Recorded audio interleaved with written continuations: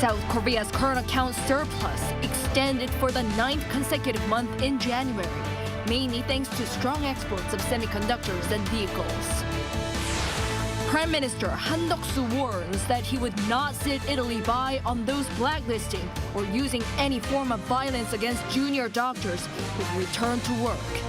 He also vowed to resolve exploitative labor practices on trainee doctors.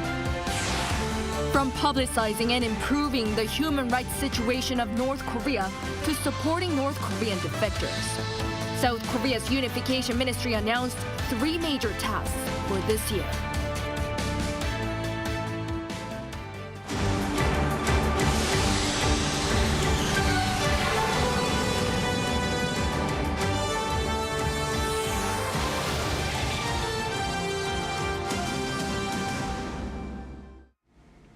Good evening. It's 9 p.m. here in Seoul. Thank you for joining us on Arirang News. We start with South Korea's latest trade data. The country's current account in January was in the black for the 9th month in a row, mainly driven by solid exports of semiconductors and cars. Our economics correspondent An Sung-jin leads us off. South Korea's current account balance for January saw a surplus for the 9th consecutive month. Preliminary data released by the Bank of Korea on Friday indicated that January's current account saw a surplus of $3.05 billion on the back of strong exports. This is largely attributed to the goods account, which was boosted by a more than 50% jump in semiconductor exports. A recovery in demand for high-performance memory chips and an increase of exports to China led the rise. Automobiles and machinery also performed well, pulling up exports. Normally in January, the trade balance tends to shrink significantly compared to December as annual export performance records close, but the trend of improving monthly exports still prevails. Shipments to the U.S., Southeast Asia, and China were all up compared to the year before. Meanwhile, imports fell by nearly 8% as prices for raw materials and capital goods dropped. The services account, which tracks the inflow and outflow of business services, tourism, and transportation, registered a $2.66 billion deficit as the number of outbound travelers increased. The official noted that the positive trend will continue throughout the year.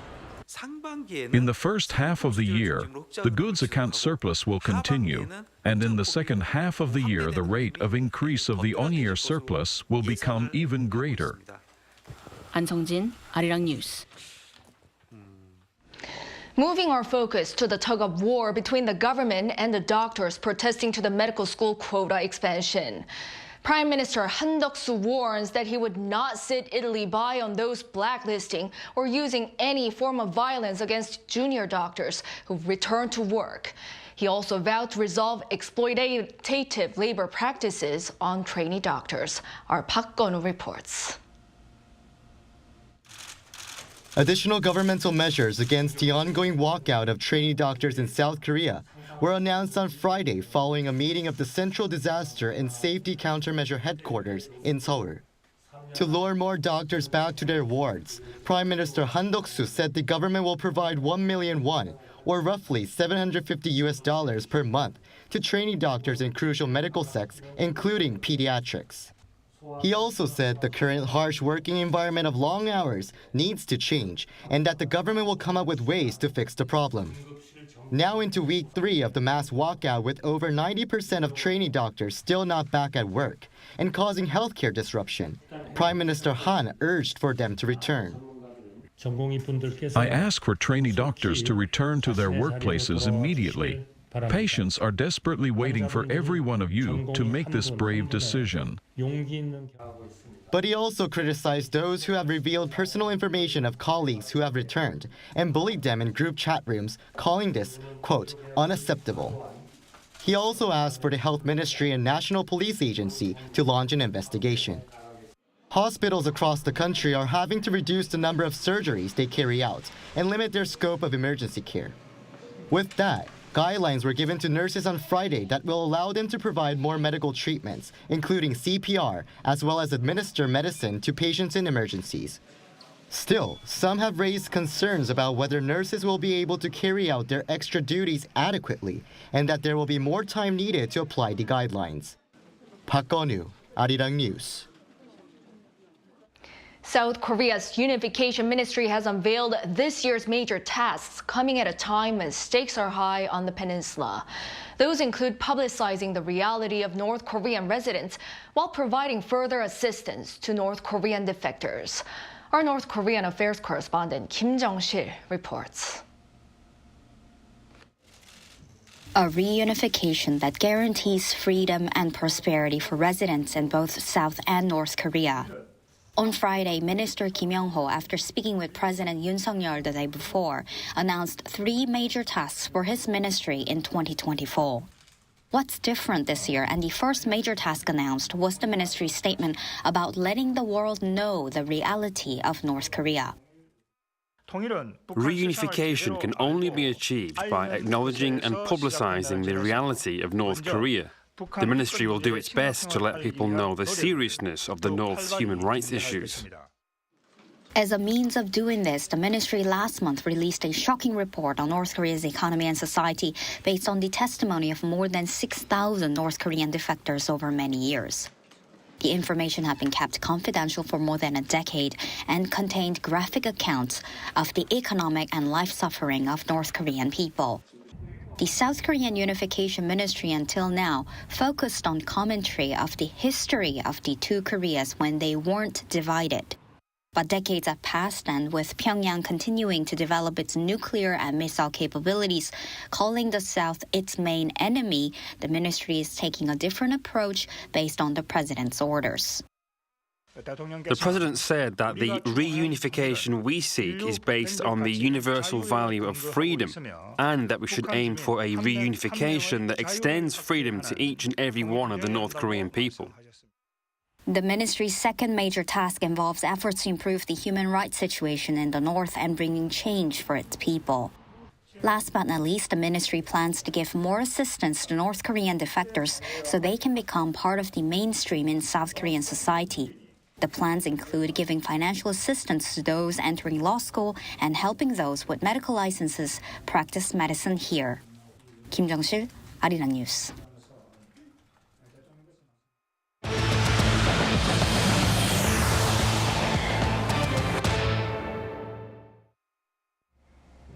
In the U.S., President Joe Biden addressed the nation in his State of the Union speech, where he expressed confidence that Washington was not falling behind China by partnering with other countries, including South Korea. As he seeks another term in the White House, he also took several jabs at his rival, Donald Trump. Our foreign affairs correspondent Bae Eun-ji has the details.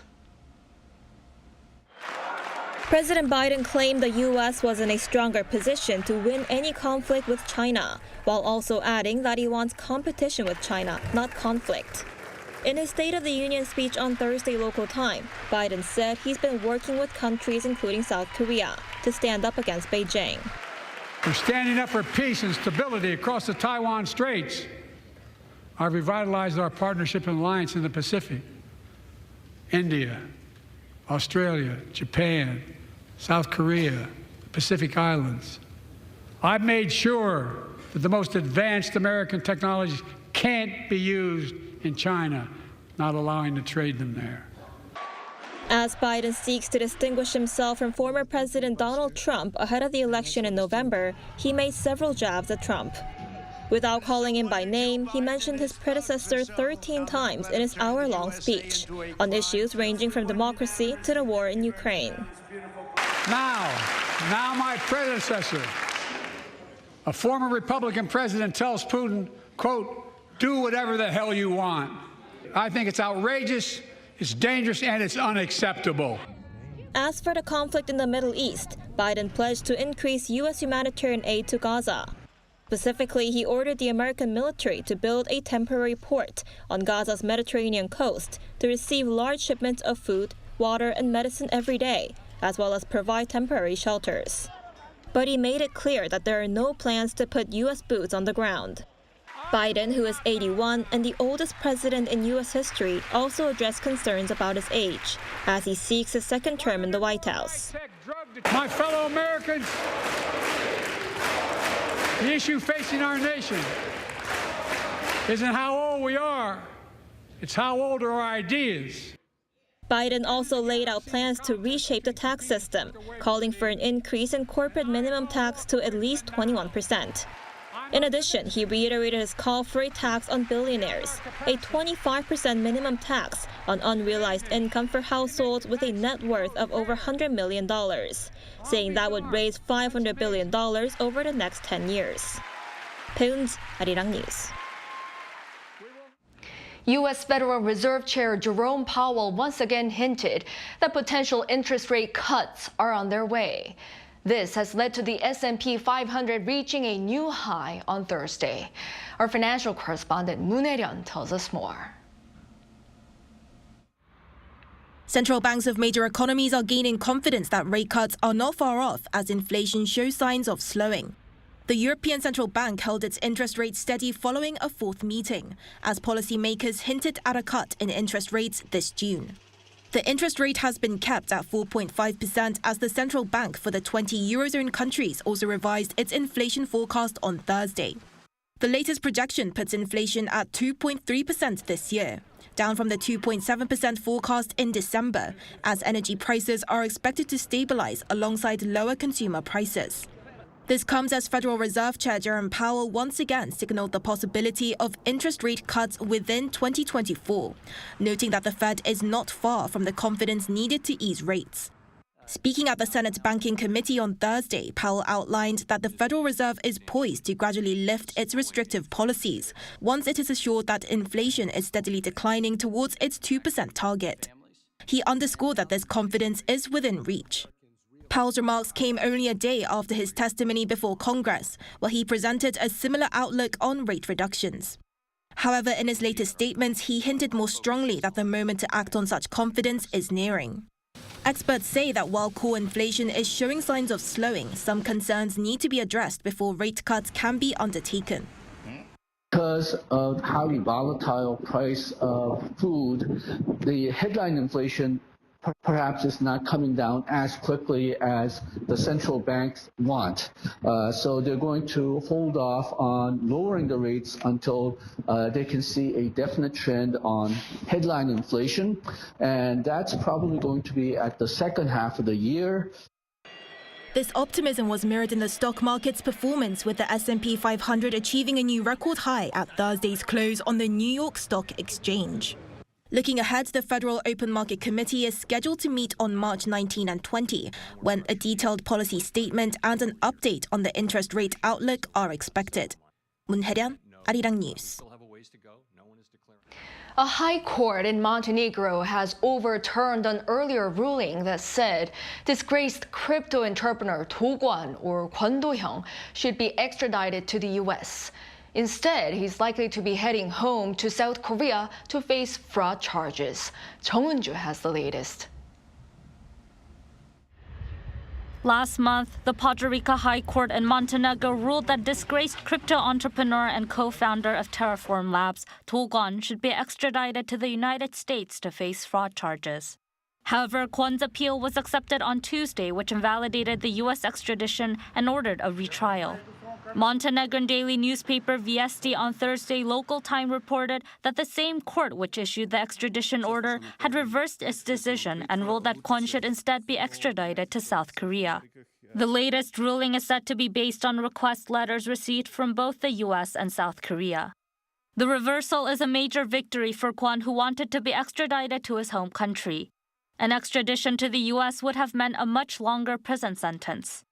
Kwon's attorney, speaking to online cryptocurrency media outlet CoinDesk, said their client will finish serving his sentence on March 23rd and will be extradited after that. According to a Bloomberg report on Thursday, the U.S. Justice Department said in a statement that it will appeal the ruling of the Montenegro court and continue to seek Kwon's extradition in accordance with relevant international and bilateral agreements and Montenegrin law.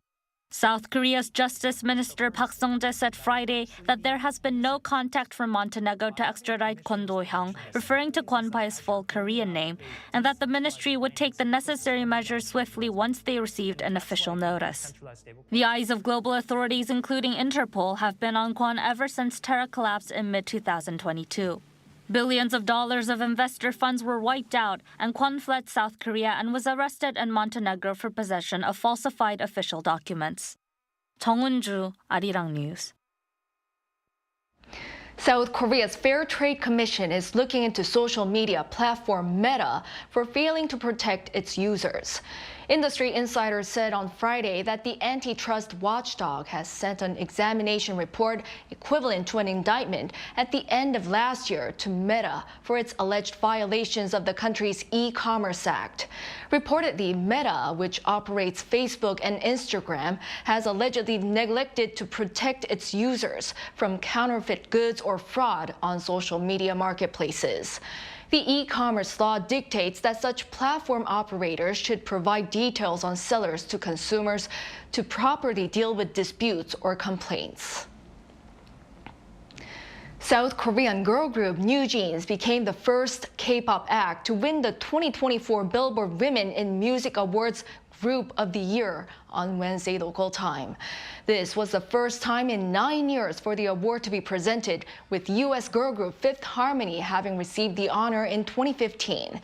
When presenting the award, American country music singer Lainey Wilson pointed out that NewJeans was leading the new wave of girl groups in K-pop, a genre that has long been dominated by boy bands. The award was first presented in 2007 as part of efforts to recognize female artists and producers who had greatly influenced the music industry that year. Recently, Coca-Cola released its newest limited edition drink called K-Wave. It's available in 36 countries and already making a splash, with pre-order reservations doubling those of the brand's previous limited editions. But what's also interesting is that this new flavor shows a growing trend in food and beverage industry where culture meets consumption. Our culture correspondent Song Yoo-jin reports. Ever tasted Hallyu, or the Korean wave? Well, now you can, thanks to Coca-Cola's latest limited edition drink, the Coca-Cola Zero Sugar K-Wave. Drawing inspiration from K-pop, the company says its flavor will help consumers relive what it calls the excitement they felt when they first became a K-pop fan. I can feel that big companies are definitely paying a lot of attention to the Korean market and the K-pop scene and how much their influence has risen. What also stands out is the brand's logo in Korean at the center of the can. For the first time in its century-long history, Coca-Cola has incorporated another language into its logo. Why is this? The growing global fascination with Korean content and artists has reshaped how we see the Korean writing system, turning it into a sought-after design element. In the past, using Korean was a challenge for global brands due to its uniqueness. However, as Korean became more familiar, the language now strikes a perfect balance between distinctive charm and universal appeal. And Coca-Cola is not the only one to incorporate Korean in its logos and packaging. This Korean food company previously had an English-only logo, but introduced Korean into its branding this year. Another trend observed at the K-Wave Coke is the rise of K-pop stars as models for food and beverage brands. Coca-Cola's K-Wave's launch campaign featured groups Stray Kids, ITZY, and NMIX. McDonald's recently collaborated with NewJeans, and Daesang Group's kimchi brand Jongga partnered with the 17-member Hoshi. I think after the success of BTS, K-pop fans started to want to know more about their artists' cultural backgrounds, like what they buy or eat, not just their songs. Brands are capitalizing on this curiosity, selecting K-pop artists to represent their products globally, so that they can connect with a broader audience. As K-content continues to attract overseas consumers and the market expands, expect to see more Korean language and artists taking the spotlight. Song Yoo-jin, Arirang News.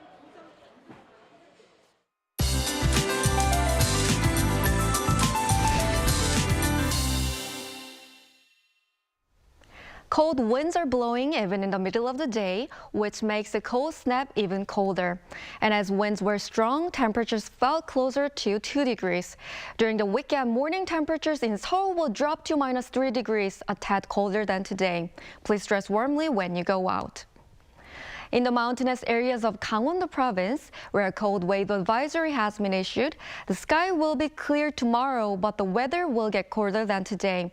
Since a lot of snow has piled up, extra caution is necessary on slippery roads.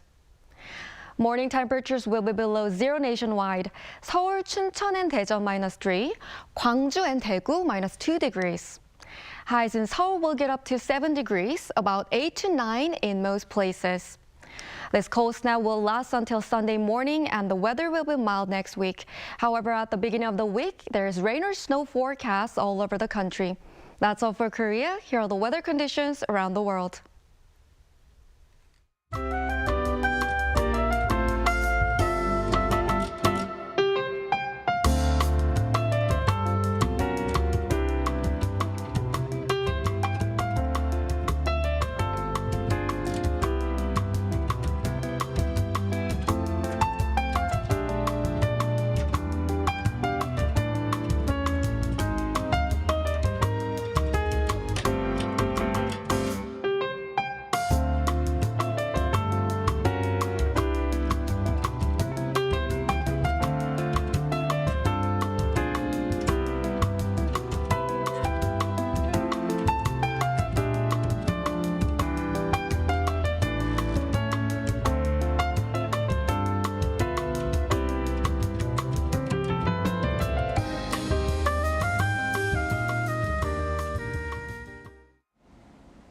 Well, that is all for this newscast. Thank you for watching.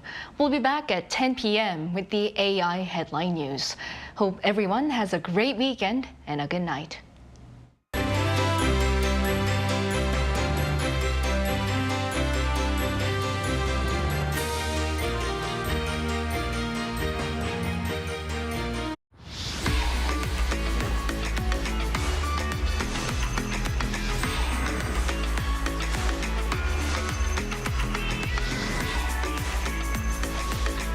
Lotte takes a new leap beyond its boundaries. Our change will lead to better lives for all. New Lotte, the power of a better world. New today, better tomorrow. Lotte. Welcome.